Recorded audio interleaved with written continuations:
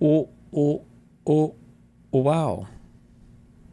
Somebody say cabinet meeting? Ratio or up 10, down 5. And I think as we have talked about at the Department of Labor.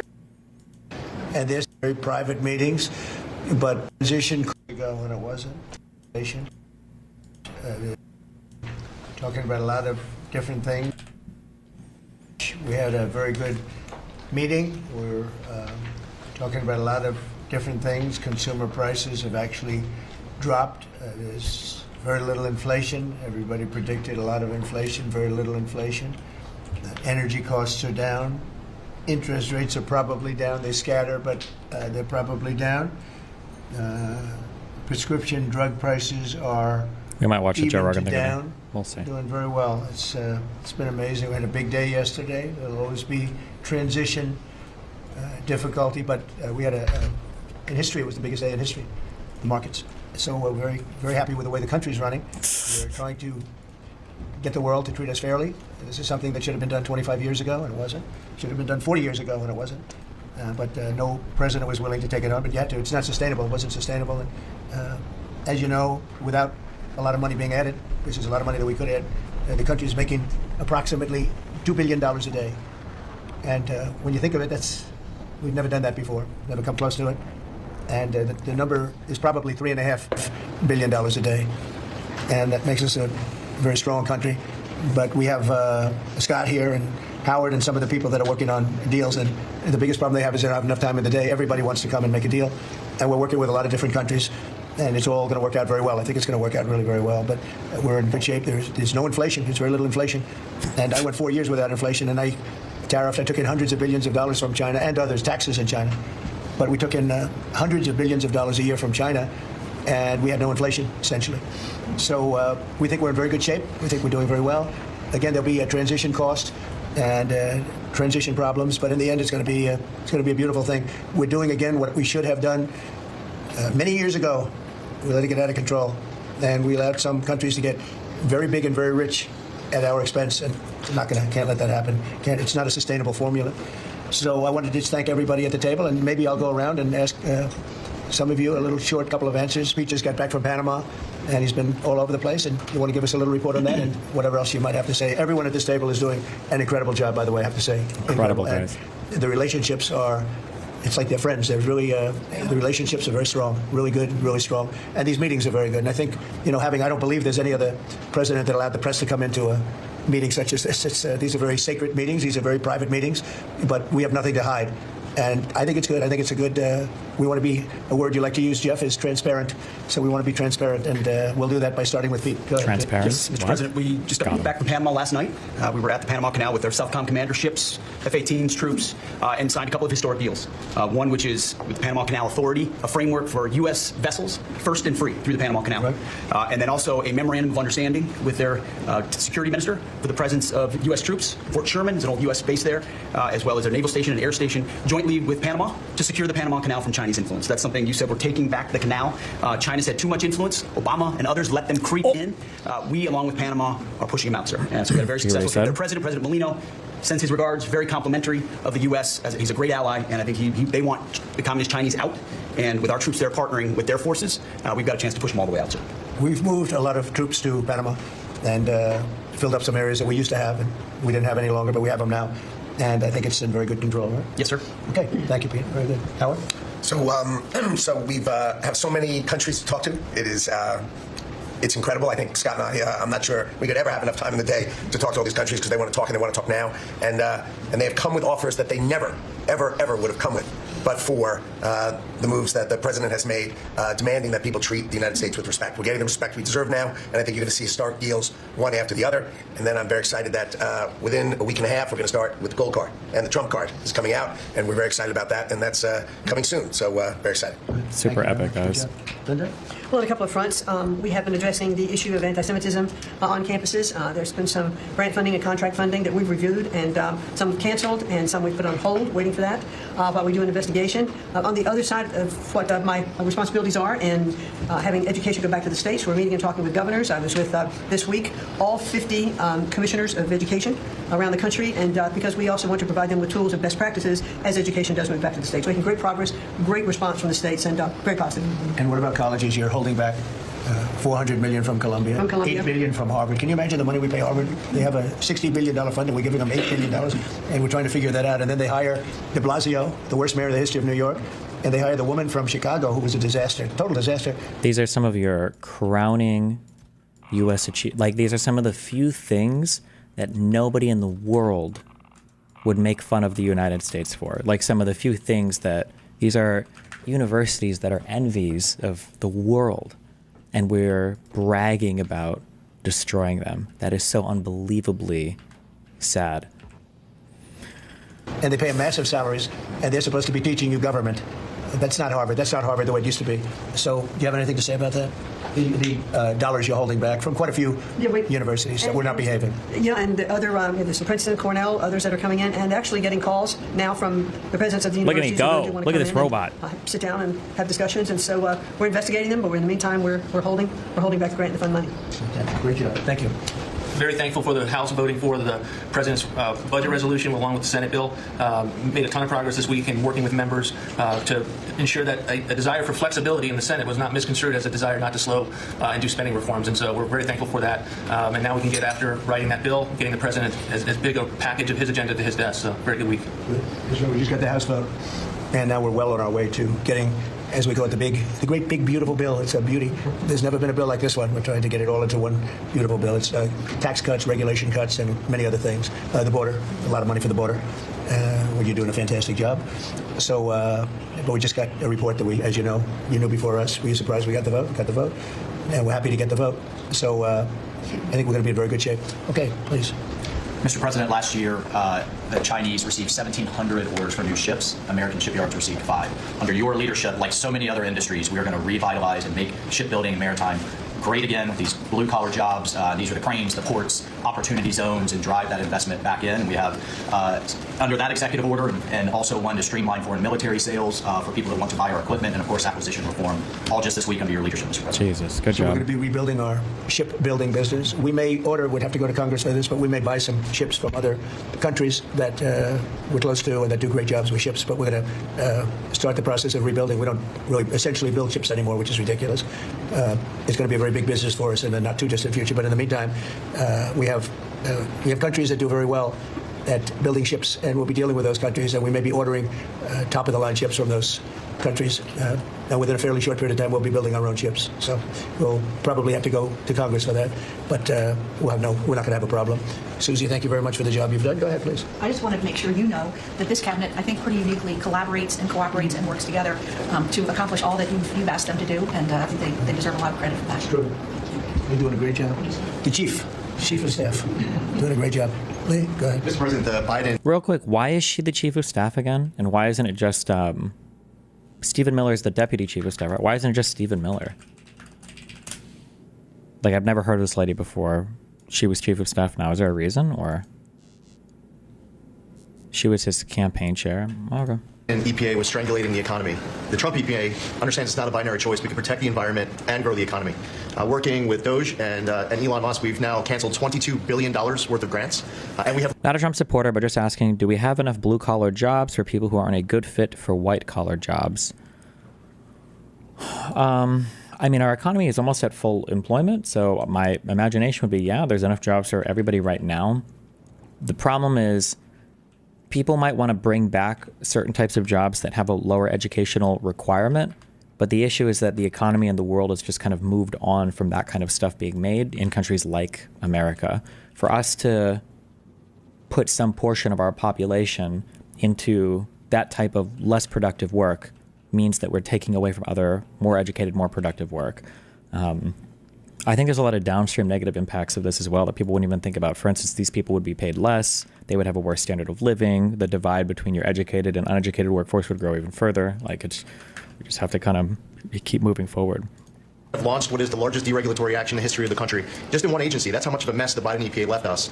It is going to end up reducing the cost of living. It's going to create jobs. It's going to make it easier to purchase a car. It'll be easier. What is unemployment based off of? I think unemployment, the unemployment number, when we talk about unemployment in the United States of America, is based off of the U3 labor unemployment number, which looks at the total amount of people who are capable of working in your workforce. So it's age bracketed. And then what percentage of them have a job that are actively seeking a job. They left us. It is going to end up reducing the cost of living. It's going to create jobs. It's going to make it easier to purchase a car. It'll be easier to heat your home. We're proud of this effort. The effort that we have is fulfilling the mandate that you earned from the American public. Clean air, land, and water for all Americans, unleashing energy dominance, permitting reform, advancing cooperative federalism, making America the AI. We've had a skilled worker shortage my entire lifetime, and now every part of our economy is going to rely on millions of people becoming electricians and HVAC guys overnight. Yeah, we really do. If you've been anywhere, you see that, right?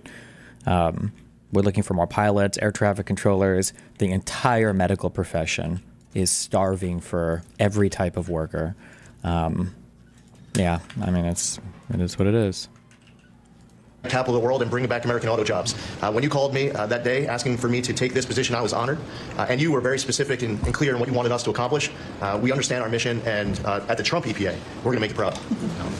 You're doing a great job, and you have a lot of applications for approvals for power plants, which are going to really power the regular plants, and they're going to be right next to each other, because we can't. The regular plants are going to be powered by the power plants based. We're going to make it proud.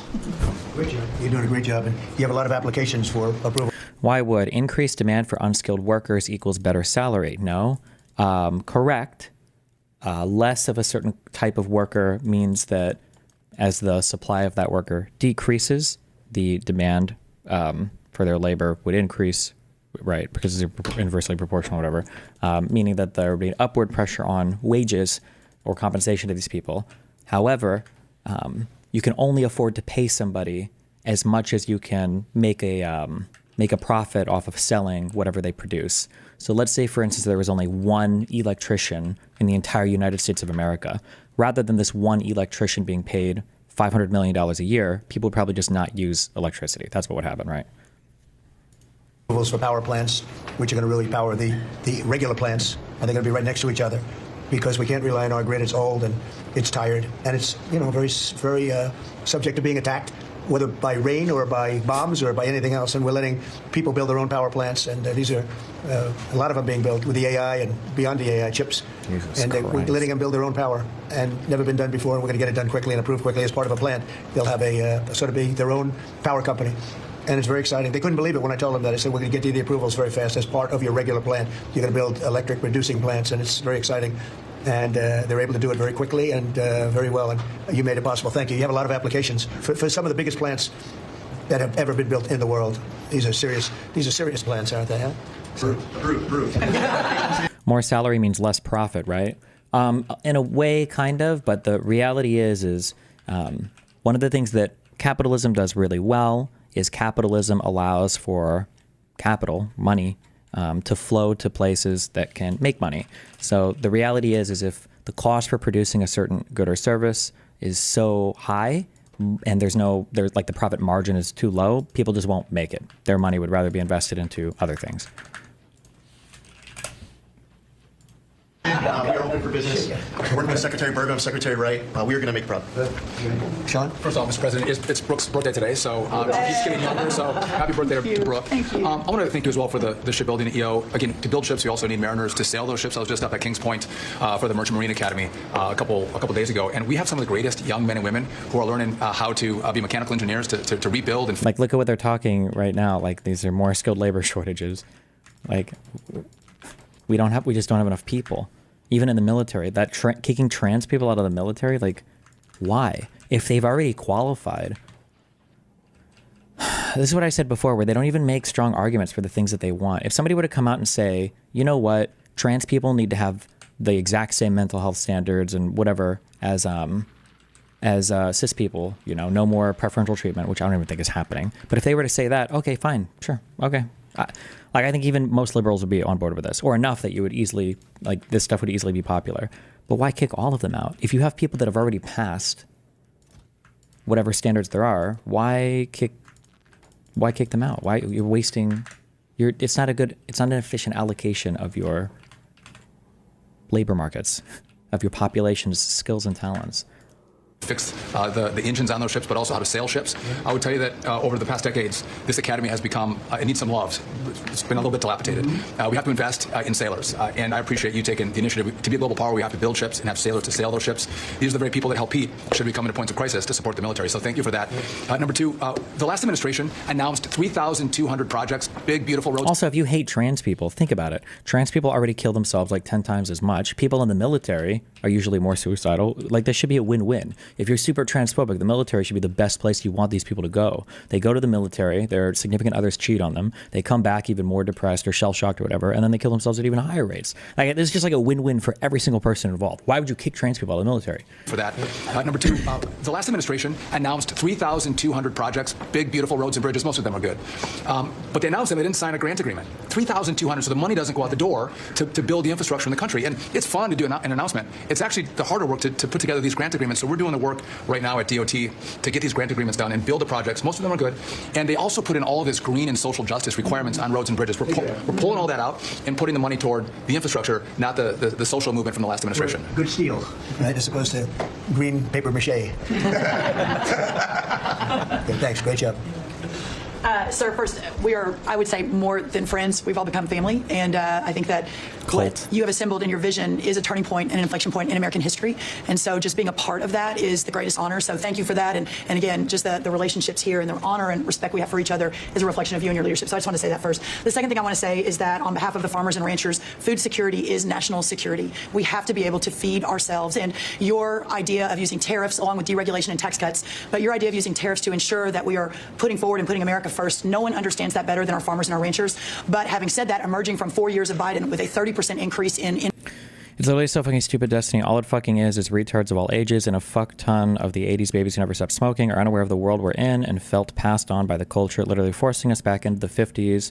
God, I fucking hate this regression. Biden set us up so well. Obama set us up to be near a surplus for all his other flaws. Why are these motherfuckers so anti-immigrant? Yeah, I don't know. It's just dumb. Whatever. Inputs for our farmers and ranchers with an almost $50 billion trade deficit. When we left the first time, it was zero, meaning that they are hurting. So that $1 billion 4 years of Biden with a 30% increase in inputs for our farmers and ranchers with an almost $50 billion trade deficit. When we left the first time, it was zero, meaning that they are hurting. So the period of uncertainty we're in, they know that your vision will move us into an age of prosperity for all Americans, but for my people, for the farmers and ranchers, unlike any they have seen before. And I think they are really, really excited and so grateful for your leadership. But also, you have never failed to say that you have the backs of our farmers and our ranchers. It was the first phone call that I had after I was voted with the Senate, and that message just resonates with almost an 85% support of you in the last election. They're with you.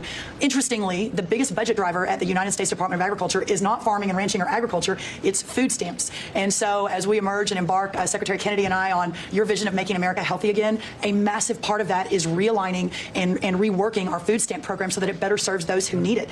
And yeah, to the point of getting the transgender, DEI, Green New Deal out of the USDA and realigning is really important. So thank you. Right? Is it 100% out?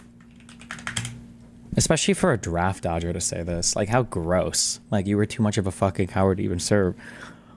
And then for you to be kicking people out of the military. U.S. trade deficit. Is this for everything or is this for one sector? Why'd you link me this? Because they were talking about how they...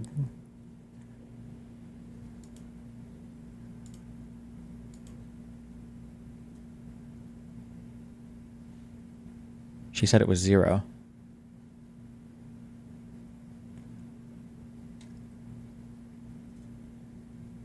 Wait, is it this? This must be per month, right? It is. Okay. I was gonna say there's no way that our trade deficit is that low, right? Okay.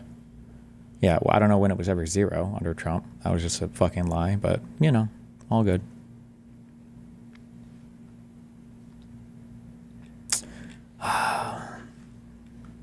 God, I just need to get that. We need to go back and finish that macro econ course.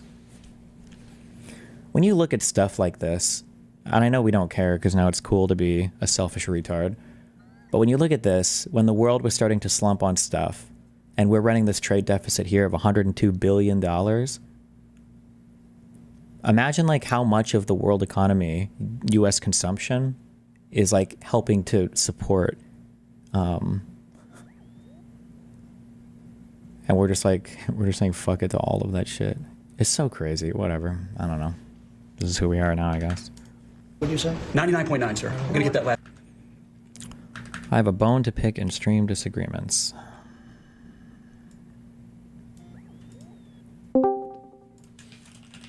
What do you want?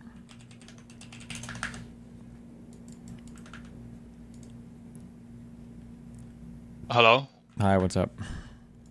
Oh, shit. I think you're gonna agree with me, but Aaron Jaeger did nothing wrong when he enacted the rumbling. I didn't watch the last part of the season thing. Didn't? No, I didn't. Okay. Did something new get revealed? Wait, how far did you watch? Didn't they break the last season into like 3 things? Yeah, Okay. based, by the way, arguably the best story ever told. Okay. I wouldn't be surprised if fascists felt that way. Okay. I only watched the one third last, like the 1 out of 3 of the last parts. If that makes sense. Okay, but you do know that the rumbling is happening and why, right? That's the big argument. Oh man, it's been a long time now, but wasn't it basically the normal people, the Marlians or whatever? Yeah, the outsiders, the world. The so to speak. outsiders. What are the names of the people that transform into Titans? What are they called? Eldians. Yeah, they basically saw that Eldians could transform into Titans, and then they stuck them in some small little place. Why did they stick them there? And then they basically condemned them to die and be eaten by other Eldians. They've been living there for, I think, 300 years or whatever. Now, the outside people have been continuously trying to kill them by sending Titans over and whatever. Okay. And again, very long story short, the argument is that in a few years, the outside people, the rest of the world, will have nuking capabilities. So they will. Is that be really able to, part of the anime? They bring up the nuke stuff? Yeah, pretty much. Aerial bombs, which can just flatten everything. Oh, okay. It's not actual like. Nukes, Yeah, I understand, but, but the ability to destroy everything. Okay, gotcha. Yeah, so there's a time limit to this. Mhm. It's very like clear. And then obviously Aaron enacts the rumbling, which just says like, okay, we're gonna flatten the entire world. Now ignoring the fucking going back in time, blah blah blah, how much if it was his plan all along, the 80-20% or whatever. Yeah, I feel like the it would have biggest. been morally. I feel like I the just wanna say it shocker. would- I feel like the big issue that would come up would be, what about all the people that just didn't really know the extent of everything? You mean the outside worlders? Yeah. Yeah, so my answer is fuck 'em, but the actual answer is, since in the first few episodes in, like, if you saw not the rumbling, but you saw the season 4, like the beginning, the rest of the world, the episode is called Declaration of War. The rest of the world declares war on the Eldians together, and it's by that point Aaron like fucks everything up. Okay. So it's only after the rest of the world has said, okay, we are actually gonna go together and destroy Eldia. A lot of them in the outside world, Eldians. they're kind of like brainwashed, though, right? Like they think that the Eldian people are actually like monster evil. Yeah. But Yeah, that's true, but like I an argument from absolutely fall ignorance or into the something. category. Yeah, because like I agree, I feel bad for them, but it's not Eldians' problem if they are the ones getting killed. Like they have the moral justification to defend themselves, and if that defense is the only option they have is to press the metaphorical nuke, Mhm. which is the rumbling, then that is justified. Okay.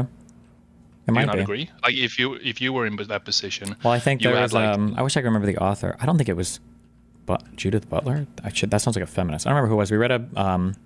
We read a long paper on different concepts of self-defense, and it seems to be the case that self-defense is probably justified, even if the other person is unintentionally killing you. So I think the example she might have given is if a person is like rolling down a hill and they're going to collide into you and kill you, but you can like shoot them or something first, like you have the justification to do that because you're defending yourself, even if they're not intentionally trying to kill you. So yeah, maybe. Yeah. Mm-hmm.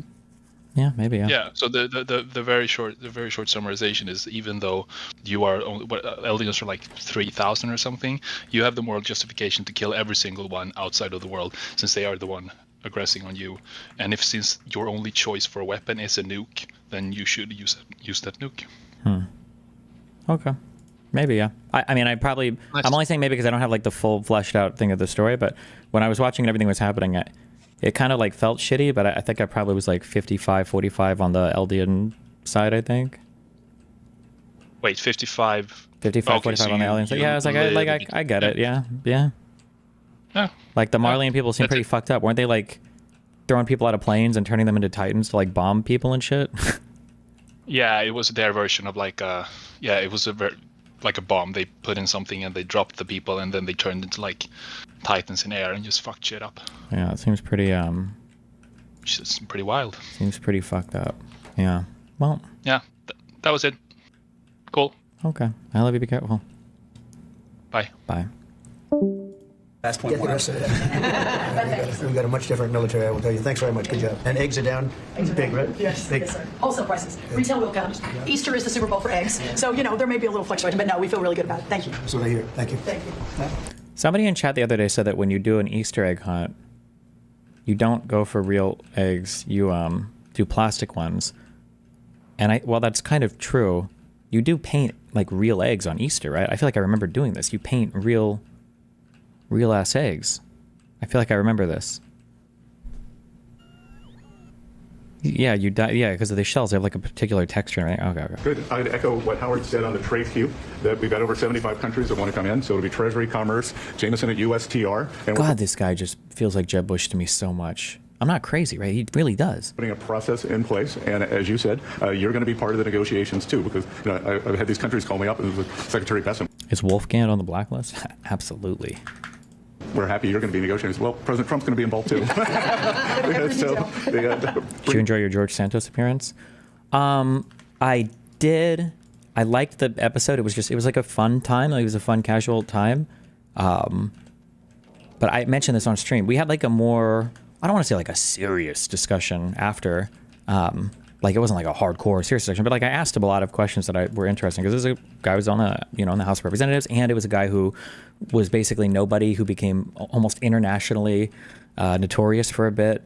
And he just had a lot of interesting, like he seemed like a pretty smart dude, surprisingly. Like he comes off as kind of like a goofball and everything else in other contexts and on the show and everything else. But I almost wish he would have had a more serious conversation. He said he'd do my show if he was ever in Miami though, so. Bring your best deal on the It seemed like it was supposed to be a lot more lighthearted, but it kept going back to serious topics. I feel like I follow the combo pretty well. I tell people, like I figure out before we go on, like what kind of show is it going to be, generally they're like, we don't do heavy political stuff, but obviously you're political, and this guy was in the House, so like we might talk about some stuff. So I think it was a decent balance. He asked me beforehand also about like. If they could bring up any of the stuff about any of the court case or the leaks or whatever. And I said it was fine. We talked about it. I was like, yeah, as long as don't bring up people's names or whatever. So some people I noticed in the comment sections were upset because they're like, oh, it's so rude to do this. But we talked about it all beforehand. So. Bring your best deal on the budget. It's moving quickly in the House and the Senate thanks to your leadership. We're also going to have debt ceiling in there, so we're going to get an increase in the debt ceiling. Oh, they have to, right? Because the continuing resolution and all that right now hasn't increased the debt ceiling, right? So they have to do this?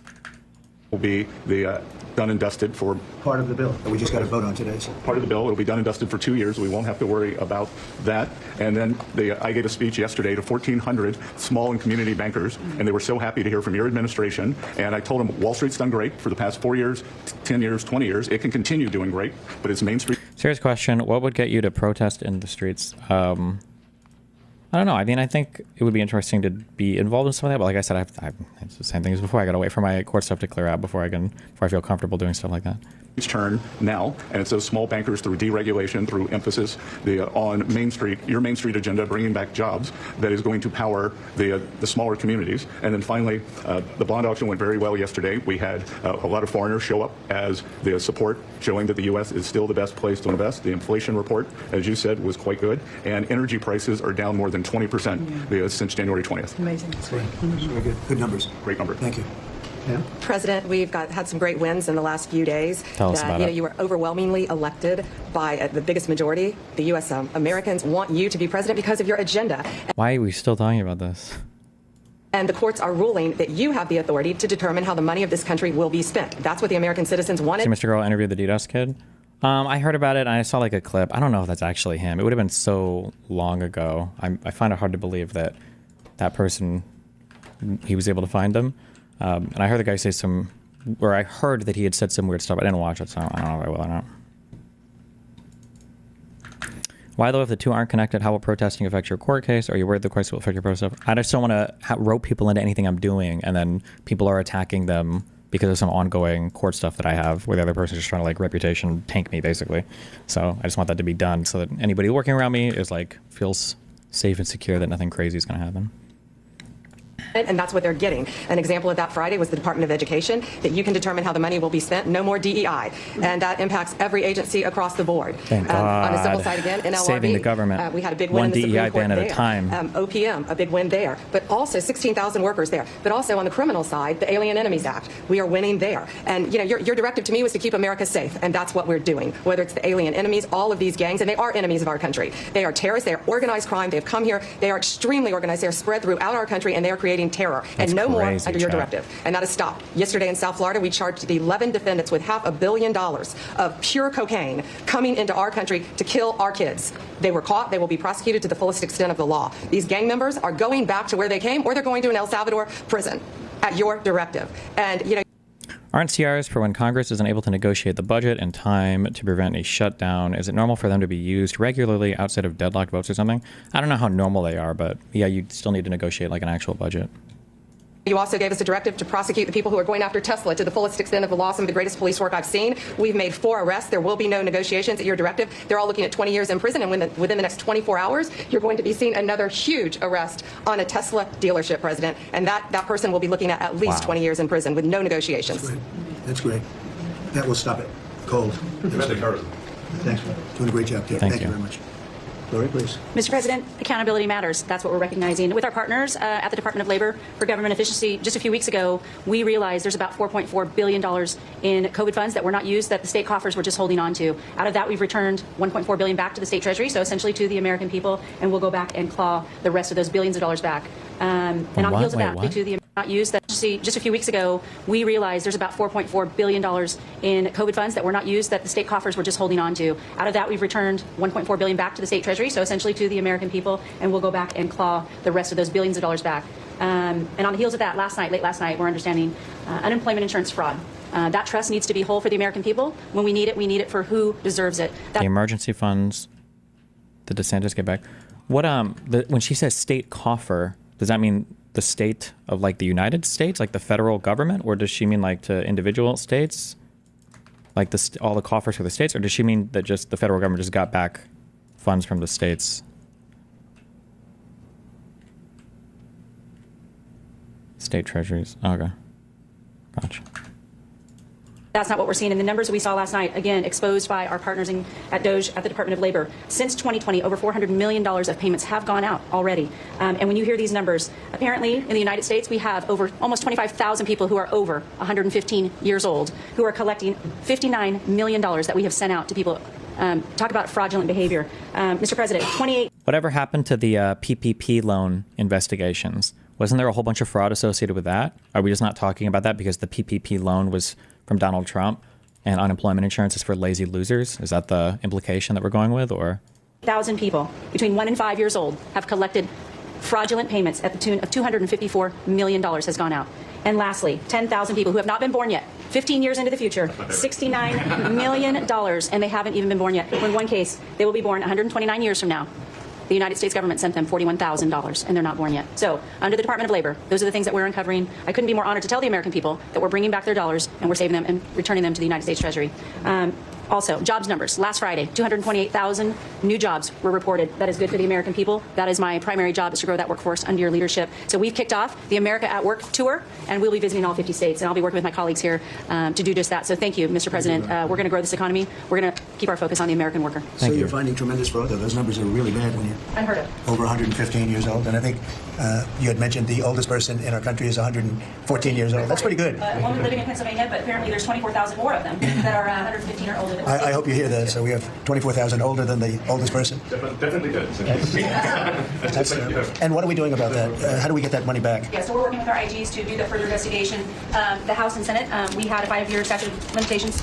We've had an extension on that, another 5 years. And so the goal, in my opinion, we should never have a statute of limitations to return the American dollars back to the Treasury when there's fraud. But at this point, we will continue to work hard and double down and return those dollars to the Treasury. Right. Why do they never tell us what they're using all the return money on? Well, nothing, because they're still running a budget deficit. So the return money is, they still have debt.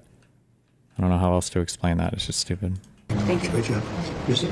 Well, Mr. President, thank you for your leadership at the border. For the second month in a row, you have broken the record in the history of the nation for the lowest number of encounters at the border, which is absolutely remarkable. You have said that America's laws matter and that they'll be enforced, and we're hard at work now to get people to go back home that are here illegally. So the Alien Registration Act has been in place long enough now that those individuals that are here illegally, if they haven't registered, then they can be charged criminally, and they can face fines up to $1,000 a day and face deportation if they don't go home, and they'll never get the chance to come back to America. So we're encouraging people to use the CBP Home app to register, and we're working on the resources and funding to buy them a plane ticket to send them home. I went to El Salvador, Colombia, and Mexico, and those countries and others are thinking about setting up programs to support these individuals when they get back to their country. So when they get there, they'll have housing and food assistance, and so making sure that these folks have the opportunity to go home so that they can get the chance to come back to America is important. And It's a very big self-deport operation that we're starting.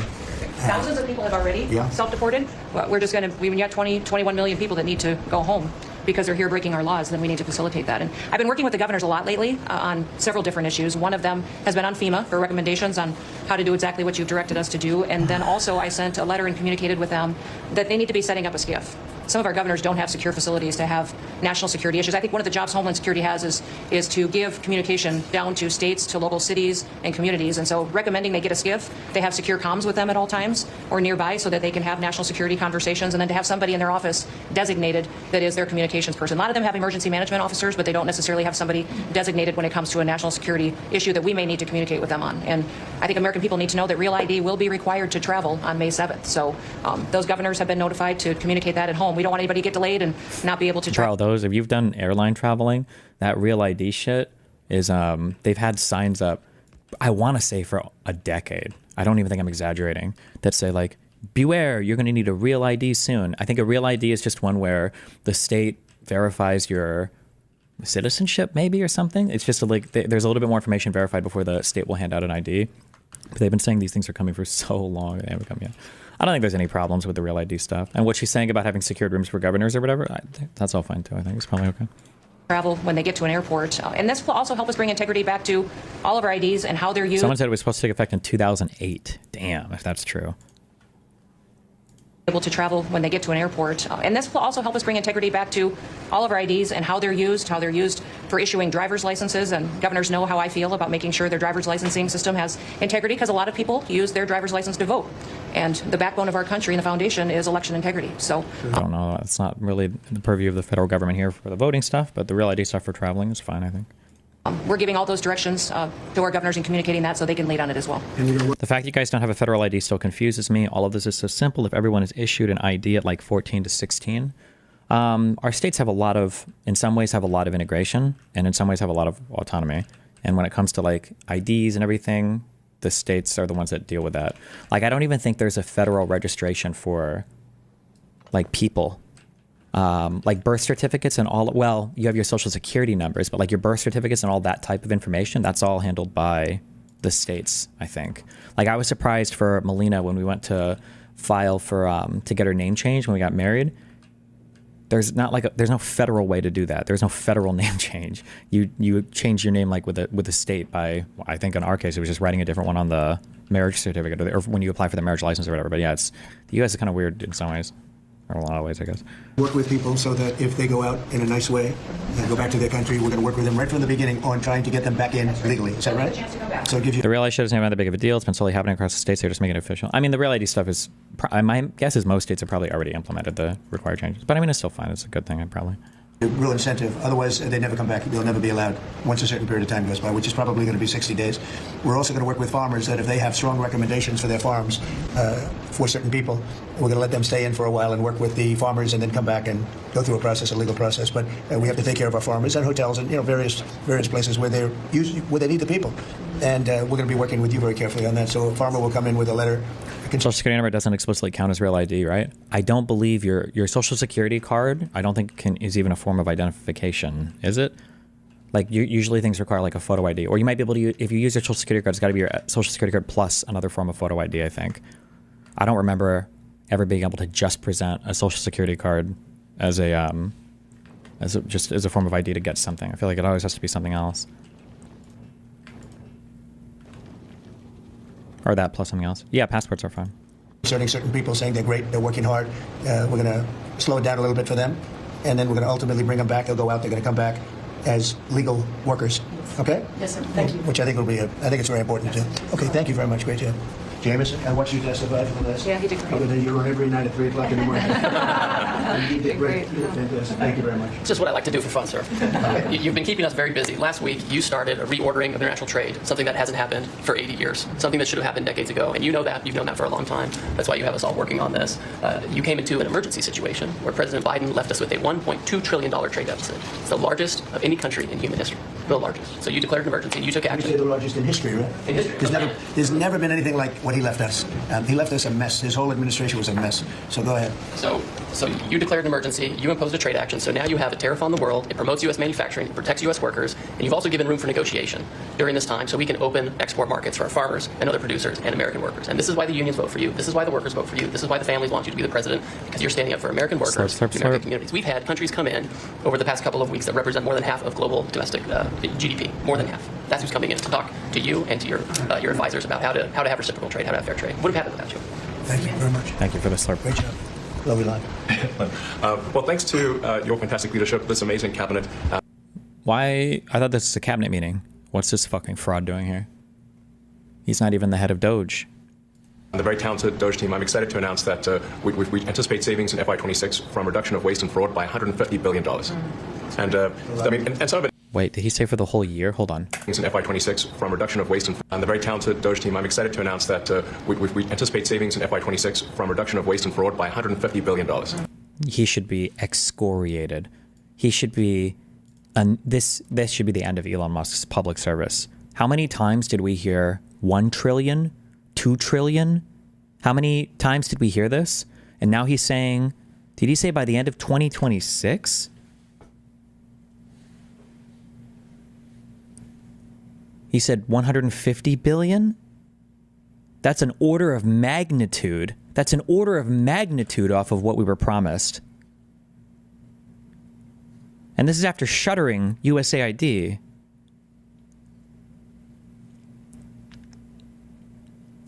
What is that term that Scott Galloway uses about how the capital leaving makes even profitable company stocks not go up over time? Capital flight? I have no idea. Announced that we anticipate savings in FY26 from reduction of waste and fraud by $150 billion. And I mean, and some of it is just absurd. Like people getting unemployment insurance who haven't been born yet. I mean, I think anyone can appreciate whether. I mean, come on. People getting unemployment insurance. I would have to check it. My understanding is always that unemployment insurance is handled by the states. I don't know. Am I wrong or am I missing something there? Anybody with more experience can correct me on that. I don't know where this unemployment. I think the federal government might give money to states to help with their unemployment insurance stuff, but that's just crazy. Some of these things, people ask me like, well, how are you going to find waste and fraud in the government? I'm like, well, actually, just go in any direction. That's how you find it. It's very common. It's, as the military would say, target-rich environment. I will say, and I don't even know if I can feel proud of my government or if it's just Elon Musk's incompetence. Like, I will say, if I'm being fully honest, I am shocked, and I guess I'm happy that our federal government just must run so much more efficiently than I would have initially expected. I kind of would have expected them to come in and find, I don't know, at least a few $100 billion in actual wasteful or fraudulent behavior. But to see them come through with all their skeevy little disgusting big balls employees or whatever, and to basically walk away with nothing, I think demonstrates what should be a high level of integrity for our federal workers and our federal system. That's pretty impressive that these guys were tearing through everything, trying to find shit. And like, if you would have asked me as a truism, I would have agreed, yeah, there's probably a decent amount of waste fraud, maybe probably even more in the federal government because it's a public entity, doesn't have to compete. These are all things that would play more into probably making it more likely to have wasteful, fraudulent, abusive behaviors. But they came away with basically nothing, which is shocking to me. Should be a headline story, but that's how you find it. It's very common. It's, as the military would say, target-rich environment. So I think we're doing a lot of good and excellent collaboration with Cabinet to achieve these savings. Have they found any legitimate waste, fraud, or abuse? I haven't seen a single thing. And the few things that he has talked about publicly just seems to demonstrate even more, even like just tech incompetence. Like him saying that they've saved a bunch of money by taking things off of magnetic tape, which is old and bad technology, and instead uploaded it to a cloud server. which is retarded. For them saying that they found 1,000 unused licenses for Windows or Office or whatever, like not realizing that people buy licenses in bulk, and you wouldn't probably buy them as you need them. You'd probably buy them in bulk and then issue them as required. Like just a bunch of really stupid shit like this. And it will actually result in better services for the American people, and that we're going to be spending their tax dollars in a way. Do you think the market is going to trend downwards even after the tariff pause just because of all the negative news that might follow from other countries going to China? I think that the market right now is ran by right now you're I think is likely as a high schooler to predict the market moves. I don't think anybody thinks that anything that's happening right now is real. That's the vibe I get, but I don't know, I could be totally wrong, but I don't think there's anybody in the United States of America that knows what is going to happen. So everything's just kind of like pushing sideways, and we're just kind of like waiting to see what's going on. And it will actually result in better services for the American people, and that we're going to be spending their tax dollars in a way that is sensible and fair and good. And your people are fantastic. In fact, hopefully they'll stay around for the long haul. We'd like to keep as many as we can. They're great, smart, sharp, right? Finding things that nobody would have thought of. Very computer savvy. Yes. We're working with hard to get the Trump Gold Card operational, hopefully in the next week or so. That'll be very exciting. Really exciting. That's a pathway to citizenship into the United States. It's a big deal. Yep, it's a big deal. Thank you very much. Great job you're doing. Thank you, sir. Thanks to your leadership and setting the net. Not to be too conspiracy brained, but do you actually think this admin would put an end to any corruption they find rather than leverage it to their advantage? I don't think they could find corruption here that they could leverage to their advantage. Also, I just remember people respond predictably to incentives, and stuff can only happen in the real world, in realistic ways. So if you should be looking at people's incentives to do things, to be corrupt, and you should be looking at what are the chances of somebody getting away with a particular type of corruption. So for instance, corruption that involves somebody personally enriching themselves in a way that not many people are in on is believable. People want to personally enrich themselves. If not many people know about it, well, it increases the likelihood of it happening. But things that involve, federal employees mass murdering American citizens for no foreseeable benefit, things that involve thousands of people knowing, right? I feel like in some of these things, I feel like I've been pretty hardcore vindicated. All of the Trump buffoonery that's gone on and all of the quote unquote conspiracies that have happened, almost all of these are either plainly out in the open or they just end up leaking, because as soon as you start to get too many people drawn into these things, it's just impossible to keep any of this nonsense secret. You just can't do it. It's a big deal. Yep, it's a big deal. Thank you very much. Great job you're doing. Thank you, sir. Thanks to your leadership and setting the mandate of transparency and accountability across the U.S. government.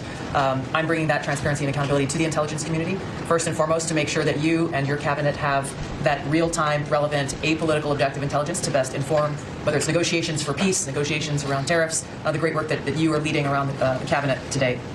Secondly, working with the Department of Homeland Security and the FBI to increase our information sharing to achieve your goal of countering the narcotic trafficking and our ability to go after cartels now designated as foreign terrorists. I met with the National Sheriff's Association this week, being able to work to make sure that the information that they are getting on the ground, that local law enforcement is getting on the ground, is being fed back up through to our National Counterterrorism Center, and that we have all the federal agencies, state and local law enforcement, all on the same page as we are working to make our country safe again.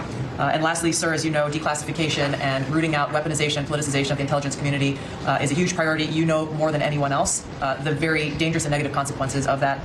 I've got a long list of things that we're investigating. We have the best of the best going after this. Election integrity being... Did you see that Kash was replaced as ATF director? Wait, what? Kash Patel was the FBI director, no? I've got a long list of things that we're investigating. We have the best of the best going after this. Election integrity being one of them. We have evidence of how these electronic voting systems have been vulnerable to hackers for a very long time and vulnerable to exploitation to manipulate the results of the votes being cast, which further drives forward your mandate to bring about paper ballots across the country. They were trying to merge them? Oh, interesting. So that voters can have faith in the integrity of our elections. And lastly, we've been scanning. I've had over 100 people working around the clock to scan the paper around RFK, Senator Robert F. Kennedy's assassination, as well as Martin Luther King Jr.'s assassination. These have been sitting in boxes in storage for decades. They have never been scanned or seen before. We'll have those ready to release here within the next few days. That's great. Bobby, how do you feel about that? That's hitting close to home, isn't it? No, when you think, I'm thinking about Bobby when that statement's made. I'm very grateful to you, Mr. President. And you'll let Bobby see some of this because, it's very personal stuff. But it's not. I've asked him, and his response is, put it out. The world needs to know the truth. Wow. And his uncle that's been out, and anything that hasn't been out, they can go to your offices and see, right? Everything that we have within our possession, it's either online or it's physically at the National Archives and Records Agency. We also have hunters going out, Mr. President, and looking in the storage lockers at FBI and CIA and other agencies, specifically to find if there is anything else that has not been reported. We're actively going out and trying to search out the truth. Okay. Yeah, we want to get it all out. Yes. 100% good. Thank you very much. Thank you. Mr. President, on behalf of America's manufacturers, I want to thank you for standing up to the Chinese Communist Party and fighting for our main streets, for our workers, and for those that make things in America. I'm out on a Made in America manufacturing tour, and as I go across the country, people are grateful to have a president who's not just fighting on the tariffs fronts, but to get inflation down, to create jobs. After Biden destroyed 110,000 manufacturing jobs in just his last year, you've already brought back thousands and thousands of manufacturing jobs. So the American worker is grateful. Main Street is grateful for you. And at the agency level, we're making sure that manufacturers have access to the capital they need, but we can't do that if we're not fighting fraud. So we've modified our loan applications to have citizenship verification, to make sure we have birth dates, common sense principles around lending that the Biden administration had waived. They waived $450 million of fees in 1 year. We're restoring that with the American taxpayer. And the American taxpayer, as tax day approaches, April 15th, they need to know that this cabinet, this administration, and thank you Elon Musk and Doge for fighting for the American taxpayer to make sure that their hard-earned dollars are well spent, that they have a return on investment for this country, and that we're fighting for them just as you are every single day. So thank you, Mr. President. Thank you very much. Mr. President, we are working at HHS to advance your agenda to make America healthy again. I'm working with Lee Zeldin to reassess the fluoride rules based upon the August release by the National Toxicity Program of new science that shows a direct inverse correlation between exposure to fluoride and IQ loss, particularly in children. Lee and I were in Utah this week, to announce that Utah became the first state in the country to ban supplements. If he's talking about IQ loss, it wouldn't be a reverse correlation or an inverse correlation. It would just be a correlation, right? The more fluoride, the more IQ loss, wouldn't that? I'm being pedantic, but Metal fluoride. I'm working with Brooke and governors now in 24 states who are advancing MAHA legislation to get soda pops off of the food stamp program, off the SNAP program. We've launched Operation Stork Speed to get the bad chemicals out of baby formula. We're working with governors across the country to get good food into the school lunch programs and to get rid of food chemical dyes and other bad chemicals. Isn't it kind of funny that at the same time, it's not funny, and I hate talking about everything related to politics because I just want to play Factorio because politics is for losers. But isn't it funny that people like RFK and the whole Trump admin, I guess, have bought into this idea that American foods are toxic and poisonous and loaded with heavy metals and dyes and all these things are killing us. And then they turn around and they're like, I can't believe Australia won't accept our beef. Why doesn't Europe accept why won't they accept our eggs? Why don't they take our, wouldn't that make sense? Wouldn't that follow from your own logic? Or I like how this stuff is all totally compartmentalized away for them. Chemicals that are in our food. We've shown now that this directly affects academic performance, violence in the schools, and mental health, as well as physical health. We are working with governors across the country to get cell-to-cell or bell-to-bell legislation to restrict the use of cell phones in schools, which again dramatically impacts academic performance. Today we announced a dramatic reduction in animal testing at NIH and FDA. We're going to switch over to AI, which we've now found is much more precise in identifying the impacts of toxics in various products. We're working with Elon, who's done an incredible job to eliminate the redundancies and to streamline operations at all the health agencies and to recalibrate our trajectory. RFK has like the chance, be careful of anybody who says this because they're probably hiding their power level, but RFK has the chance of stumbling on accident into good policy just because there probably is a decent amount of shit that needs to be cleaned up or fixed with our system. But I will remind people, it is funny that conservatives constantly talk about like wanting to have states control the education and not having the federal government dictating and getting rid of the Department of Education, blah, blah, blah. Okay, sure, that's fine. But then when you say we're trying to get rid of cell phones in school at the federal level, shouldn't that be up to the states to decide that? Why are you trying to do this at the federal level?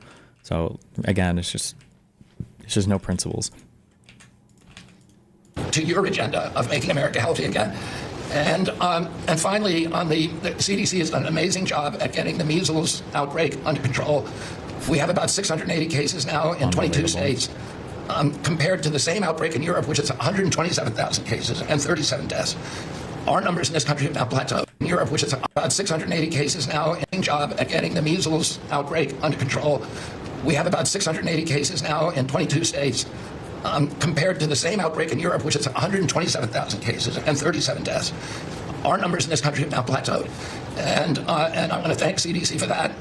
And we're trying to refocus the press. We've had 3 measles deaths in this country over 20 years. And we're trying to refocus the press to get them to pay attention to the chronic disease epidemic as you've asked us to. We have now 38% of American youth are pre-diabetic. This was unknown 30 years ago. Every child that becomes diabetic, there should be a headline about them. We have 100 million adults who are pre-diabetic or diabetic. And we have, we have now the autism rates have gone from now most recent numbers we think are going to be about 1 in 31, from 1 in 12, so they're going up again, from 1 in 10,000 when I was a kid. And we are going at your direction. We are going to know by September. This comparison to Europe is not like just the EU. It's compared to 53 countries in Europe and Central Asia. So that number is including apparently Kazakhstan and Romania are having kind of like bad outbreaks at the moment. The outbreaks in places like Romania and Kazakhstan are driving the regional numbers. Okay, good one. Kill me. We've launched a massive testing and research effort that's going to involve hundreds of scientists from around the world. Do I want to say it? No. By September, we will know what has caused the autism epidemic, and we'll be able to eliminate those exposures. So big. Think of that. So it was 1 in 10,000 children had autism, and now it's 1 in 31. Not 31,000, 31. That's crazy. That's a horrible statistic, isn't it? And there's got to be something artificial out there that's doing this. So you think you're going to have a pretty good idea, huh? We will know by September. There will be no bigger news conference than that. So that's it. If you can come up with that answer, where you stop taking something, you stop eating something, or maybe it's a shot, but something's causing it. It can't be from 10,000 to. Can you imagine that, Marco? Too much league. That's a big number. Thank you very much. You're doing great. Thank you, Bobby. Please. Well, Mr. President, one of your primary administration goals is to make sure that we unleash American energy. And of course, the strategy behind that is when we do that, it helps make it more affordable for all Americans. Energy isn't just industry. It is the foundation of every other industry, whether it's food, manufacturing, clothing, transportation. And then also when we've got the ability to generate and not just be energy independent, but energy dominant, then we have the opportunity to sell energy to our friends and allies versus them buy it from our adversaries. And our adversaries were funding terrorism and conflicts against our allies by their oil and gas sales that were going through a Swiss cheese set of sanctions. So with your creation of the National Energy Dominance Council, over half the people at this table serve on that. Everyone has been engaged. Creation of more bureaucratic bodies. So that's cute that we're making more bureaucracy. So I guess it's not always bad. Whether it's interactions with negotiations with other countries, with putting sanctions in place that actually work, with cutting deregulation, working on biofuels, building infrastructure for transportation. There's a whole range of things that are being tackled. But when the outcome of all that is that the Biden administration was restricting supply, you're increasing supply. When you increase supply, then prices start to come down. And we have a huge opportunity to do this. Just in interior alone, there's 500 million acres of surface, 700 million acres of subsurface, and 2.5 billion acres of offshore. And the Biden administration was trying to restrict this so that you couldn't get into timber lease, you couldn't cut a tree. You couldn't graze a cow. You couldn't develop oil and gas minerals, and you couldn't develop the critical minerals we need for our technology, for our defense industries, and to be able to. The United States was exporting and extracting, I don't know what you would say, refining. We were creating more energy in the United States under Biden than we had at any point in history. So this idea that somehow the Biden administration was like horrible for energy policies, it's not true. But to help us win the AI arms race against China. So we're opening up this, and with your executive orders and your work, we've on Tuesday, historic day, you ended the war on beautiful clean coal, which has been going on since Obama took office. Clean coal. China gets 60% of their electricity from coal.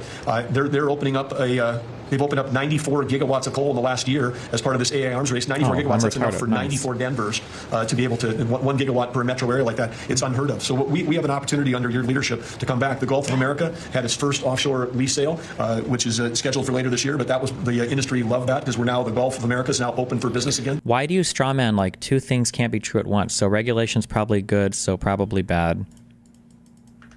I think I'm trying to extract a meaningful question from that. And I think what you're saying is, aren't I being unfair and strawmanning their position by claiming that their position is all regulations are bad, when in reality there are probably some good regulations and some bad regulations? I'm not strawmanning it. That is their stated position. Now, if you want to say clearly a reasonable person isn't going to say that, they're going to say that there are some good regulations and bad regulations, I would agree with you. I would agree with you 100 million %. But my response would be, if that was the case, then let's talk about what a good regulation and a bad regulation is, instead of just hating all regulations, because when you hate all regulations, you can't even talk about the difference between good and bad regulations, which is a big problem I have with this administration. So for instance, Donald Trump didn't sign an executive order saying that he was going to get rid of bad regulations and keep good regulations. He signed an EO, I think when he came into office this time, and I think the last time, saying for every one regulation they add, they're going to get rid of 8 others or something. Okay, well, that doesn't sound like we're picking good or bad. That sounds like we're just saying regulation bad. And there's the as much as 7 Are you going to watch the new Joe Rogan episode? Yeah, I probably will after this, if I can suffer through the yeah, I'll watch it today.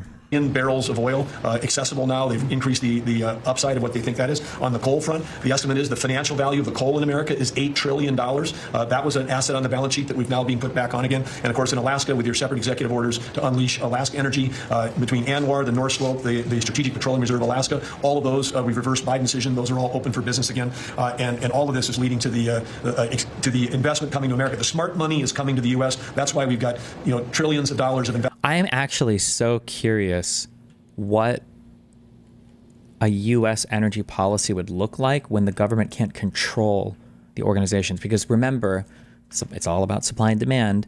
Companies will only produce a given product if there's a given price for it, right? You won't just produce as much as you can. So for instance, there's a whole bunch of drama, debate, back and forth within OPEC over adjusting the production numbers. The reason why is if you just go max production and you flood the market with oil, nobody's going to pay anything for it. It's going to be super cheap. You're not going to make any fucking money, right? I wonder in the U.S. if Trump is ever going to try to nationalize or like U.S. expropriate some companies when he realizes you can't drive the cost of energy down below what your marginal cost of production is for keeping in mind profit and all of that. Like, you can't do that. Like, we will never have $10 a barrel of oil or whatever. You can't drive it down that far. People won't produce at that cost unless you literally force them at gunpoint to do so. Does that make sense? Investment that is showing up at the door because they know if they're going to do manufacturing here, there's going to be energy to power their plants. And so, again, thank you for your leadership and thank you for everything you're doing. Very good. Thank you. Marco. Well, Mr. President, one of the most important things I believe you'll achieve in your presidency is reordering the world in a proper way. For 31 years, more than 31 years now, multiple administrations have allowed the Chinese to deindustrialize this country, to take away jobs and factories and pillars of our national strength. And what you're doing now, I think, is a great service to our country, but ultimately to the world. And I want to congratulate you and your team that's working on that because it has extraordinary geopolitical implications, as you see from all these other countries that are now coming here and wanting to join something that actually makes it's crazy to allow these. I mean, basically, we lived in a world where Chinese companies can do whatever they want in America, but our companies cannot do anything over there unless they allow it. And even then, they steal our stuff and reverse engineer it. So just reordering all of that has dramatic implications on the peace and security of the world. So we thank you. An important meeting, thanks to you, is going to happen on Saturday for the first time in a long time. There'll be direct talks between Ambassador Witkoff and a top-level leader in Iran. We hope that'll lead to peace. You've been very clear what Iran is never going to have is a nuclear weapon, and I think that's what led to this meeting, and we'll wait for him to come back from it, and we're hopeful about that. I would also say that we are receiving, and I think the Department of Homeland Security can confirm this, historic cooperation from countries all over the world. Number one, in taking back their citizens. OPEC can just keep the faucet open and drive the U.S. out of business, basically. So his whole plan is to try to, maybe, I think that it might be that the cost of fracking and all that has come down enough that our own domestic production can be competitive with OPEC, maybe, but... Every country in the world has to take back people that are illegally in another country. And we have countries that refuse to do it or will kind of ignore our calls. All of them are doing it. The ones that are not are paying the price. And we've also found cooperation in other countries that are willing to take some of these people, some very dangerous criminals. And the President of El Salvador will be here next week, has really been a good friend of the United States in that regard. These are some of the worst people you'll ever encounter. And Pam knows this, and Christy knows this from the work they're doing.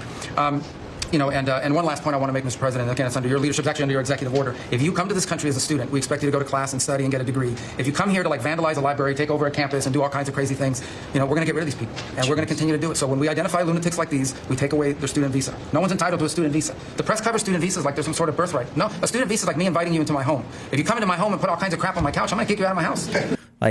This is so wrong and so gross. Isn't this fucking guy Cuban? Who is he? Was he even born in the U.S.? God, the only thing I hate more than Cubans are Jewish Israelis. Or Israeli Jews, whatever you want to call it. When we have people coming to our country on student visas is mutually beneficial. It's not just a privilege. Oh, he was born in Miami. It's not just a privilege to them. It's also a privilege for us. It's a privilege for us to be able to host the best and brightest students around the world that want to come to the United States, oftentimes pay full costs for education here and subsidize our university system. And it's the best and bright. Oh yeah, duh, he was in the primaries for president. He must have been born here. This is a privilege for the United States as well. It's not like they're just doing us a favor. And so, that's what we're doing with our country, thanks to the president. And last but not least, very important development this week, but both Pam and I were very excited. The finest higher education institution in the United States, University of Florida, is also now the national champions in basketball, and we hope you'll host them here soon, Mr. President. Go Gators. They're coming. They're coming very soon. Well, thank you very much. You're really doing a great job. We appreciate it. Any question? Mr. President, can you give us a reaction to today's stock market drop and also give us a sense of the next steps with China? Well, I haven't seen it because I've been here for 2.5 hours, so I'll be seeing it. I think Scott went out. Scott, do you want to have a statement on that? Sure. Look, the up 2, down 1 is not a bad ratio, or up 10, down 5. And I think as we have talked about, as we go through the queue and settle with these countries who are going to bring us their best offers, we will end up in a place of great certainty over the next 90 days on tariffs. We had very good inflation numbers today. Oil great certainty over the next 90 days on tariffs. Over the next 90 days, we'll have certainty on tariffs. We had very good inflation numbers today. Oil's down. We had a successful bond market. So why are you talking about oil being down? Why are you talking about inflation? Why are you I thought it was supposed to be short-term pain for long-term gain. So why are we talking about all of these, what should be irrelevant temporary figures? Shouldn't these things not matter? So I don't see anything unusual today. And next steps for China, sir? Well, we'll see what happens with China. We would love to be able to work a deal. They've really taken advantage of our country for a long period of time. They've ripped us off beyond anybody. Nobody, how people stood for it, sitting in my position is not even believable. Mm-hmm. And we're talking about many presidents, wow. Not just a couple. Tell me about it. But they did, and all we're doing is putting it back in shape. We're resetting the table. And I'm sure that we'll be able to get along very well. I have great respect for President Xi. He's been, in a true sense, he's been a friend of mine for a long period of time. And I think that we'll end up working out something that's very good for both countries. I look forward to it. Mr. President, China retaliated today by reducing the number of American films that can be shown there. What's your reaction to them now targeting cultural expos from the United States? I think I've heard of worse things. Yes, And also on China, the Ukrainians say they have evidence that Chinese soldiers have been found fighting for the Russians in Ukraine. Can the U.S. verify this? And if so, what does the U.S. plan on doing to China to counteract that? We'll look into it, but I think beyond that, we're really looking to get that war stopped. They're losing 2,500 and even more than that young people. No, this is fine. Fuck you. They're Russian and they're Ukrainian. They're not American, but they're people. And we're seeing if we can get it stopped. And I think we're making progress. I appreciate the ballerina who was released. It was at the request of a very good friend of all of ours, actually. Dana White called me and he said it's the friend or the relationship of one of the fighters for the UFC or one of the fighters. And Dana's an incredible guy, and we spoke to President Putin about it, and they made a deal. They released the young ballerina, and she is now out, and that was good. So we appreciate that. We hope that we're going to be able to make a deal relatively soon with Russia and Ukraine to stop the fighting. Wow. It's so senseless. It's such a horrible thing. It would have never happened if I were president, but it did happen, and we were given that card. And I think we're going to get it. I think we're going to get it stopped. Got to get going. We got to get it. We have to move it faster. Likewise with the hostages, we're making progress. We, there's 59 hostages, but only 24 of them are living, and that's the way it's been presented to me by the mothers of some of the dead, mothers and fathers of some of the dead hostages, and they want the bodies of their baby, as they say, their baby, their young boys. They want them back as much as if they were alive. It's amazing because when I met the hostages 2 weeks ago here, I couldn't believe what they had to go through, by the way. But when I met them, they said, yeah, there's 59, but 24 are living. And they actually consider, I guess if you're a parent, you do consider it this way, that the remainder who are dead, the 24 that are alive, the remainder that are dead, they want them back just as much as they would want them back if they were alive. It's really pretty amazing and pretty sad. So we're getting close to... I know that we don't have any qualifier for being the president because it's literally just a fucking popularity contest. But I mean, he's the commander-in-chief of our military. As far as I understand it, it is very, very, very common to want back remains of people. I mean, soldiers, it's a big deal. The whole, I think the whole concept of the Tomb of the Unknown Soldier, I don't remember which war this started after. It was before Vietnam, right? But the idea that, unfortunately, there are some U.S. bodies or remains that remain overseas that aren't going to be brought back home, and so you stand watch over this Tomb of the Unknown Soldier. They're just bringing back returns and bodies is always a really big deal. It's always been a really big deal.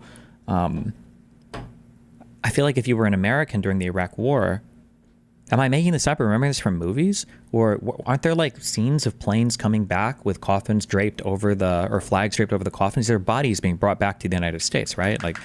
I don't know how you think this is so exceptional. This is a fun fact he learned about Israelis. Did you know that they care about the bodies of their dead? Getting them back, we have... Tomb of the Unknown Soldier started in World War I, Gasha. a lot came back. A lot of people are very grateful. And some came back in pretty bad shape. Some came back, they're okay. I think they're going to be scarred mentally for a long time, because if you sit down and talk to them, as I have. It's crazy. When you talk to these people when they come back, they didn't get offered any biscuits. They didn't offer them any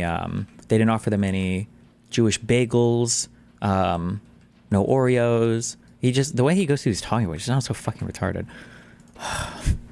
What they went through is incredible, but we're making progress. We're dealing with Israel. We're dealing he's not with going Hamas, to, at least. All right. And it's a nasty grip. How close are you to the first country coming to actually make a deal with the United States over tariffs? We don't talk about well, I think that it's here. very close, but we have to have a deal that we like. We don't want a deal that's going to be a bad deal, or I could make every deal in one day if I wanted to. I could do this all in one day. I could just say, here's what we'll do, and it's just so crazy that the expectation is to just never answer a question. Like, when are we going to get a deal? Well, I'm waiting for a good deal.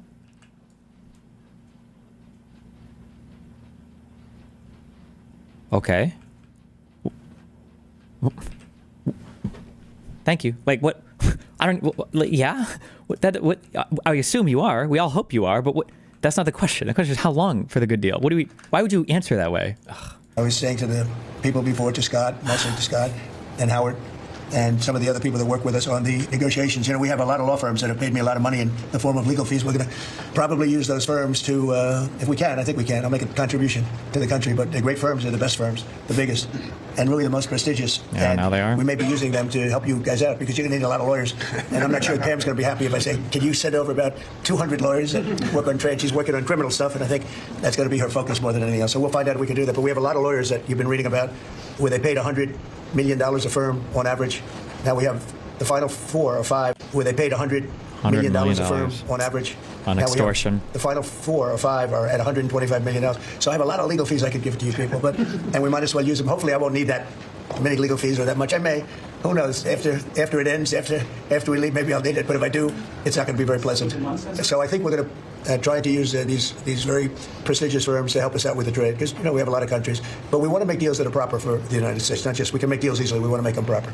President, if you aren't able to reach the deals that you want to see at the end of the 90 days, will you put those higher tariffs in place, or will you? Well, that's what would happen. I mean, if we can't make the deal that we want to make, or we have to make, or that's good for both parties, it's got to be good for both parties, and then we go back to where we were. Go back to the numbers that you announced last week. I think so. You wouldn't extend the pause? Yeah, we'll have to see what happens at that time. Thank you, Mr. President. You said yesterday you were considering some exceptions for companies. Can you talk about what you're considering, and then also on the reciprocal tariffs that would be substantially lower? Is the same math formula going to be used, or is that shot down? I'm not considering now for any country or company, but it's possible that I would. But I'm not. We don't have that situation right now. People understand where we are, what we're going to do. But it could happen. It's called flexibility. You have to have certain flexibility. What are you planning on using the money that you're gaining from revenue through the tariffs on? Paying down national debt, reducing taxes, creating good budgets, helping Christie with the border and all of the other things. I built hundreds of miles of wall, as people now understand, 571 miles of border wall in the first administration. Wow. But we're going to beef it up, and we're going to add more.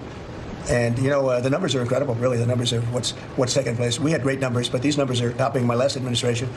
And Christie and Tom Homan have done an amazing job. But it's an expensive process. This weekend, where they used to have hundreds of thousands of people standing there pouring through the border in Tijuana, Mexico, this weekend they had nobody. You had a man sweeping this massive piece of concrete. Sweeping. Which is the area where there's massive. And I've looked at that during the Biden administration. You couldn't see a piece of that concrete. There were so many people on it. You couldn't, if you had helicopter shots, you couldn't see concrete. Now, this weekend, you had nobody there but a man with a broom sweeping it and cleaning it up. Pretty amazing. It's really an amazing job. But it will be used for that. It'll be used for a lot of things. What the fuck are we talking about right now? It will be used by the Department of Justice for doing a great job. Pam is doing a fantastic job. So it's going to be used for a lot of different things. On a 10% tariff, is that a basement? It's a baseline. Can countries negotiate that to bring that? It depends on what they're adding. Some countries we have massive deficits where they have big surpluses with us. And others it's not that way, so it depends. That's why it's really they're all different. Every country is different. Some have certain advantages that others don't have, and certain things. We have China has a surplus of $1 trillion. Wow. I mean, the numbers are crazy. That's crazy. And others have basically no surpluses. We have some that are pretty even, but they hurt us in other ways, and we just want to get that taken care of. So everyone is a little bit different. So are you negotiating with the EU as one bloc or individual nations for the the tariffs? We're looking at it as one bloc. They've been very tough, but they were very smart. They were ready to announce retaliation, and then they heard about what we did with respect to China and others, but China. And they said, we're going to hold back a little bit. They decided to hold back. I thought they were very smart. Look, the Epic EU is leader. very smart. But they really have taken advantage of the United States. They were formed for the purpose of taking advantage of the United States. And I don't blame them, and I don't blame China. I don't blame anybody. I blame the It's our people that were stupid sitting at that leaders. desk in that other beautiful Oval Office for allowing it to happen. Many presidents I blame. They should have never allowed it to happen. And I'm doing something that a lot of them wouldn't want to do. But I'm here, I do those things, and we're going to make this country great again. We were taken advantage of by almost everybody. I sat back in the last administration. I would actually read, I don't have to read them now, I know them so well. I would read some of these documents that were signed, deals, and I said, who would do a deal like this? Who would do it? You've seen it, Elon. Yeah. I'd look at deals where it's so one-sided. Even we have a deal with Japan, and we get along great with Japan, and we had the Prime Minister here, he was fantastic. As you know, Abe was great. Shinzo was great. He was a good friend of mine, unfortunately no longer with us. But we defend them, but they don't have to defend us. I said, that doesn't sound too good, but we have a deal where... From who? What does that even mean? What do we even, what's the implication here? Who do we need Japan to defend us from? A defense deal. We pay hundreds of billions of dollars to defend them, but if for any reason, in other words, we pay all the money, they don't pay anything. But if we're ever attacked, they don't have to do a thing to protect us. I said, oh, that sounds like a wonderful deal. So I would pay so much money for somebody to ask Trump, why do you think, I'm just curious, why do you think, isn't it kind of weird that these countries used to have these great, huge, beautiful militaries like Germany and Japan? It seems like they haven't had them for a long time. Why do you think that is? I would love to hear his answer to that. It's one out of thousands. And I just wonder who did this. And it's people that either hate our country or didn't care, an expression that you use. I think it's really a lot of them didn't care. It's just hard to believe how bad they are. Now, that's a little bit of a defensive deal, but I'm talking about trade deals, the same thing. They're so bad, you would say, how come? And even when I'd renegotiate, I'd go to a country, they'd give me everything I asked for. I said, why didn't somebody ask for it originally? They give me everything. I think when they were negotiating, they didn't care or they didn't ask. Oh, actually, one really interesting thing here, I guess, if you want insight into it. So if you're wondering for the Ukrainian war, the Ukraine-Russia war, if you're trying to think of, how can shit be so fucked? How could Putin not have known how fucked his military was? Or how could Putin not have known that they weren't, ready to take over Ukraine or to be as combat effective or ready as possible? This is probably the closest open public insight you'll ever get into what it looks like in a dictatorship meeting or in an oligarchical meeting where you're just surrounded by yes men. All of them are too afraid to stand up and contradict you. Imagine that, but even worse. And that's probably what some of Putin's meetings look like. But I guess in a way, this is an open, the first time you ever get an actual open insight into what the process looks like. Or they were shy, or they were very stupid, or they hate our country.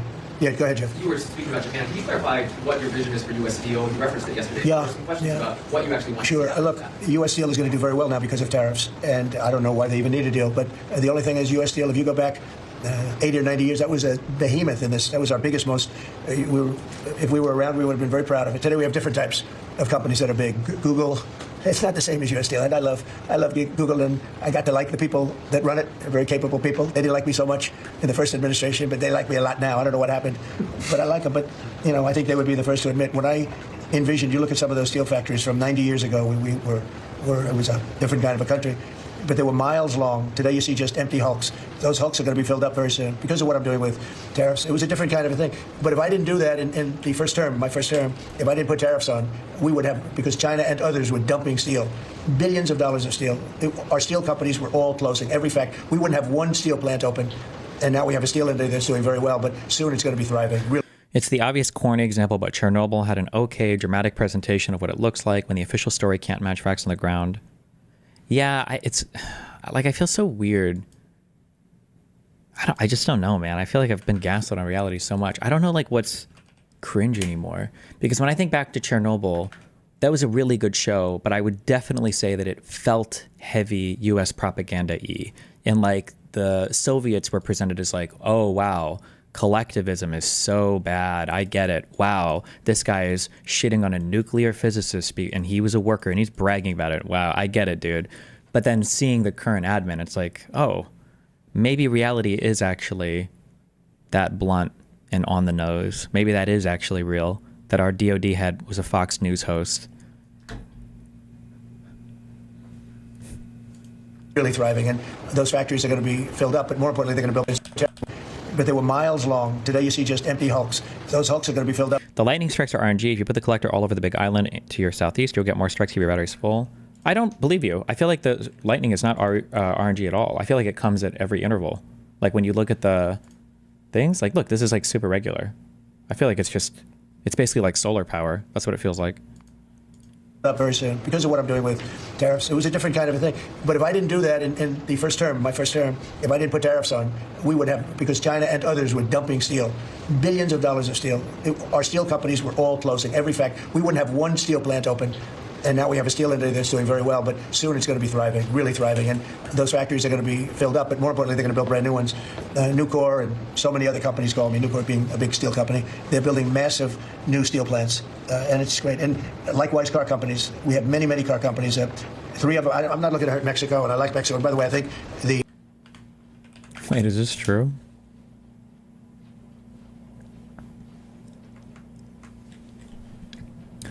The highest trade deficit we ever had with China. I see 32.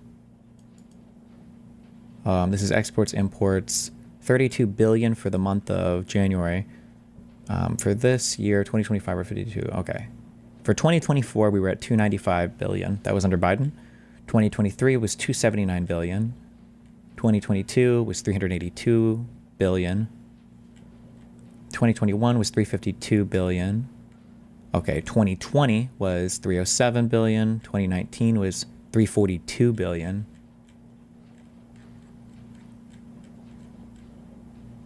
(2018) was 418 billion. 2017 was 375 billion. Wait, so our highest trade deficit ever with China was under Donald Trump in probably his best economically productive year. Look at how they always try to play both sides. Like he wants to take credit for how fast the economy was growing. He wants to take credit for how good things are doing before COVID. And Trump, if I'm reading this right, I'm not missing anything, am I? That it was the same year we ran the largest trade deficit ever with China? Good one. The new president is a terrific person, a fantastic woman. We've had many conversations. She's a very elegant, just a fantastic person. And she's been very nice, very, very nice. But I'm not looking to hurt them, but we have 3 car plants that were under... How does space age compare to space exploration? I don't know. It feels maybe a little more polished. I like the concept of the different planets so far. All of that's pretty cute. I think space exploration was probably better insofar as like launching rockets and stuff. Like this feels more polished, but it's a little bit less logic heavy. Whereas in space exploration is very logic heavy. Actually, I guess you really don't have to learn circuits at all in this. But in for space exploration, you have to become like a fucking mini programmer learning circuits and everything to make that game work. Construction in Mexico, they stopped constructing and now they're going to build in the United States because of tariffs. See, we should have never let this happen because whoever it was that was president at the time, we lost 90,000 plants and factories since NAFTA. 90,000. It's not believable. How about that, Laura? You know, you're in that sort of world of factories and plants. Manufacturing, construction jobs, and those workers back. That's right, we're going to bring them all back. But think of it, from that period of time, which isn't so long ago, we lost... I said the other day, if you had a map on a big wall like this, and if you had pins, 90,000, I don't know if you'd have enough. I don't think you'd have enough room on the map to put the pins. 90,000 factories that we've lost since NAFTA. And it's not even, and about 6 million jobs, but really, I think probably a lot more than that, but they say 6 million jobs. Do you know that Abby voted for Trump? Yes, I listened to Pisco talk about it. Pretty disappointing. We're going to bring many of that back money. I think we're going to bring more than... In the context of video games, what do you mean when you say logic heavy? Logic heavy? Like lots of, like what is it? And, or, XOR, whatever, like your logic gates, whatever the fuck those, there's like 4 operators, I think that, is that for like Turing completeness? You need those 4 operators, or is that a different thing? I don't know, whatever that is. More than all of it back. We're going to be better and stronger than ever. And, or, and not. Before, but if a president, when they were leaving, said, look, you can leave, but if you're going to build a factory someplace else, and you think you're going to come and sell your steel or your car or any product that you make, your pharmaceuticals, then you got another thing coming. We're going to get them all back. But if you think you're going to just, all they had to do is say this, and they wouldn't have left. You know, I said it the other day. I said it with respect to, I made a speech a year ago, and I told them if I win, we're going to charge a big, big tariff at the border. And people were thinking about building in Mexico a car plant, and I said, we're going to have a big tariff. So if you want to build a car, you're going to have to pay 25% more than the cost of that car. You're going to have to pay 25% tariff at the border. They would have never left. They could have kept everybody. If a president said, if you leave this country, you leave Michigan, you leave Detroit, you leave any of our states, because to me, they're all the same. I love them all. I love them all. Yeah? As he denies FEMA funding to California unless they follow his agenda? Okay, dude. Probably want them all, but they said, oh, look, this kind of looks like a pointing hand. Like the guy's reaching forward and pointing. Wow, I'm an artist. I won most of them. I think I won them all, but that's okay. But all you had to say if you were the president is, if you leave and you think you're going to now fire all those workers, leave all that, everything behind, and you're going to build in another country and sell it no, you're not going to. You're going to pay 50% or 100% tariff. They would have never left. And all you had to say, Marco, is all you had to say very simply is, you don't have to write it down. All you have to do is say it verbally. If you leave, you're going to pay 100% tariff. Therefore, don't leave. They would have never left. But they left 90,000 plants. I mean, it's hard to believe that many. It's not, you can't envision it. So just getting back to your, because I'm the great weaver of all time. To weave, you have to be a genius. To go on tangents, anybody can do that. But we'll get back to your original U.S. deal. U.S. deal is... like, it's not about what you say. It's about how you say it. It truly is one of the defining aspects of Trump, right? Like, he's capable of taking any attack against him and turning it into a meme, right? Like, the weave is literally making fun of the fact that he can't answer a question coherently, or he can't answer a question, period. But now it's like a joke. There's a big name in this country. Babe Ruth is a big name. We have a lot of big names, but not too many. U.S. Steel is one of the great names in the history of our country. And normally I wouldn't mind so much. I would be thrilled with it. But to buy for a foreign country, and we love Japan, but for a foreign country to buy that cherished U.S. Steel brand, that's hard for me to do. And maybe somebody else may want it. The company Nippon that's involved with it is a big, powerful company who do a good job. But why can't they just build a plant themselves? I mean, why do they have to, take U.S. Steel? So as you know, I rejected the deal. Now they've come back in a different form. They're coming back as an investor. And, I feel better about that, I guess. But, I know them. What's the difference? They were going to buy a controlling share, and now they're just buying a smaller share? Okay. Very well. I know they're thinking, it's the investor. They'll invest, and somebody else maybe is sitting in this chair, and they will no longer have an investment. They'll have the whole thing. That's the way it works. They're very smart. They're very, very smart people. We're dealing with very smart people throughout the world. Great geniuses, actually. Look what they've done to our country. And again, I don't blame China. I don't blame anybody. Can you explain why tariffs are classified as deflationary in a textbook? No, I can't think of. I don't know why they would be. I don't know if they are. If I could have done it, if I were in that position, I'd have great respect. I have great respect for the people. They ripped off the United States, and all we had to do have a president that knew what the hell was going on, and none of those countries would have left. Those companies, none of them would have left. So that's a little lesson in basic business, and it's really basic business. It's not complicated business. It's very basic business.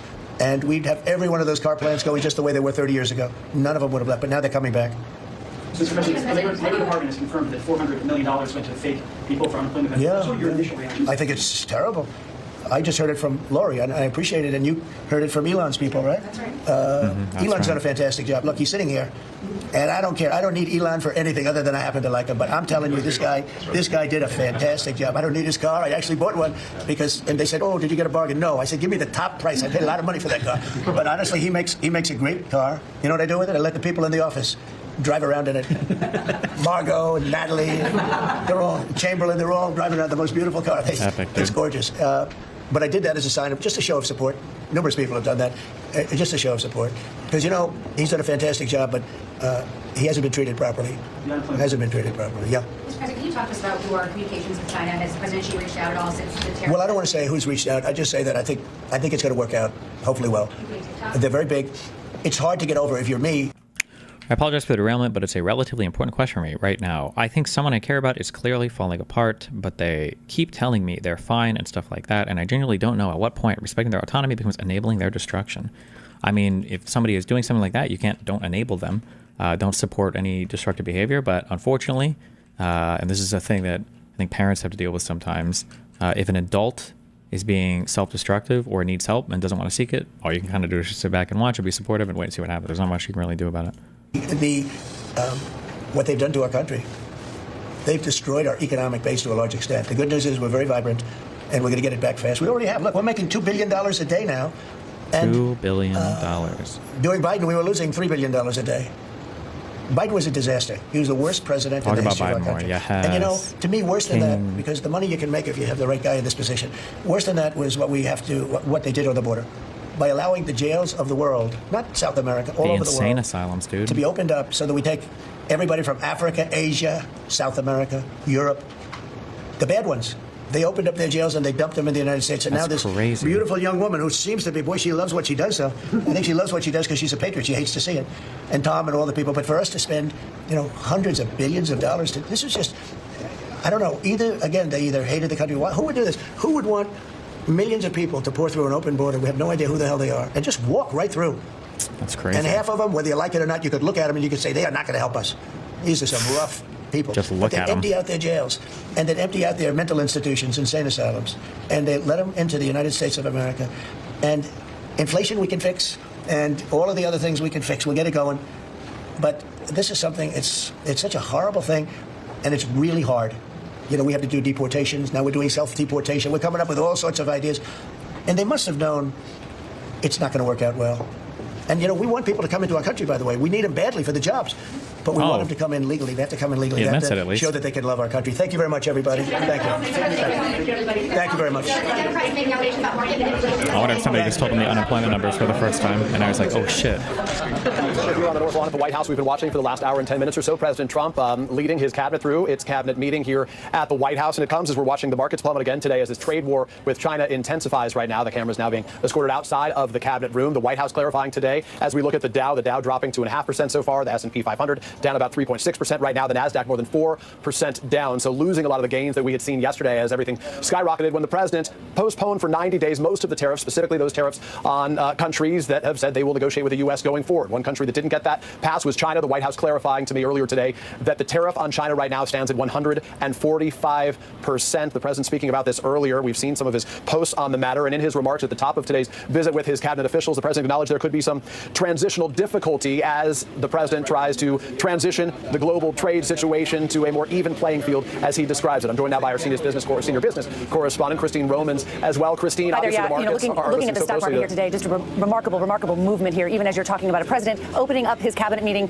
to the press in the world and talking for an hour about what's going on with negotiations and the transition pain that there could be in terms of his tariff regime, and then the stock market split screen down 1,000 points here. The concern here overall is that after a day, Peter, where you had a big rally yesterday because the president paused some tariffs, now you have the realization setting in that there are still big tariffs on China. There are still 10% tariffs overall for a lot of these other countries. That's more than there was a week ago, and so that's going to be painful for business. And you have a relationship. The president says, he thinks he can get Xi to do a deal. When that will be, who knows? So we have a moment here where you still have a realization that we could be in a trade war with China, and that is still really rattling the market. Peter.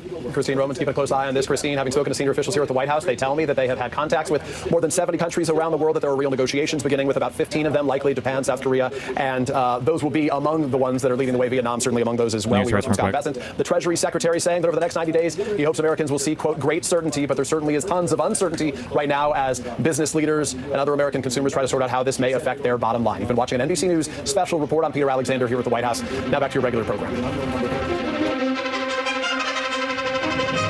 Insight into countries that have come to the negotiating table that President Trump is speaking with?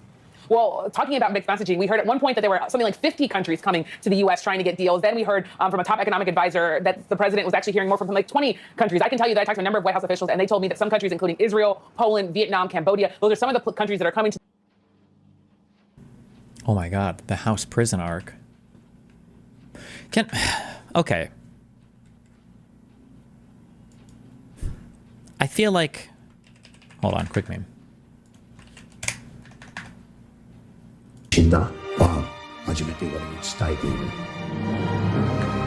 絶望の匂いだ面白いこと見せようかほらこんなに家賃が多すぎてお父さんあかんドナルド君まだ死ぬ時じゃないでしょアメリカ万歳ファイト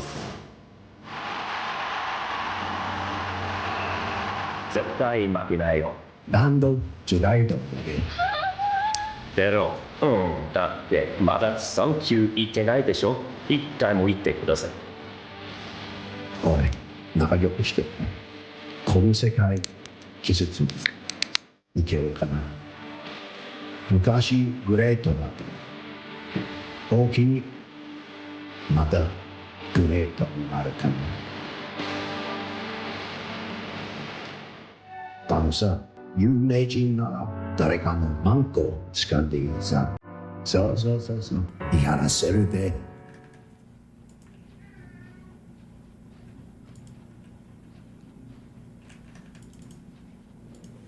Rip.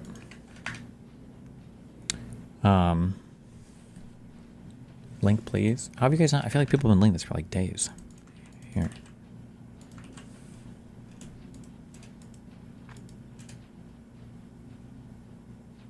What's your impression on the brain drain happening from the US because of the Orange Genius? I read an article today that scientists from the US are interviewing at universities in Europe. Yeah, a lot of the grants and funding and stuff have literally already been like rescinded. Like people are saying they've already lost jobs and like, yeah, stuff has already been pulled. You're not going to see that damage for a while, basically.